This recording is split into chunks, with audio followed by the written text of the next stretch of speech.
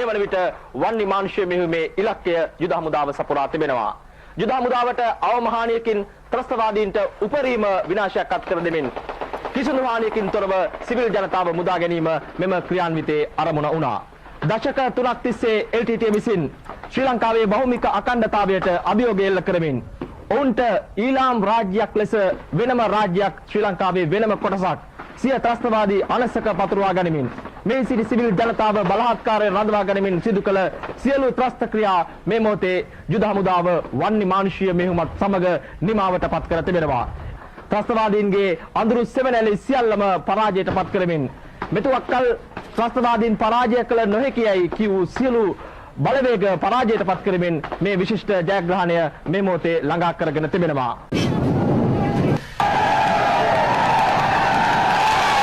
වසර ගණනාවක් මුළුල්ලේ අපේ දිවයින සාපලක් දිවයිනක් බවට පත් කරන්න මහත් වෙහෙසක් දරු ඒ රුදුරු ත්‍රස්තයාගේ මලසිරුර අද මේ විරෝධාර සෙබළුන්ට මහා ජය ഘോഷා නගන්න පුළුවන් ස්ථානයක් බවට අවස්ථාවක් බවට පත් වුණා.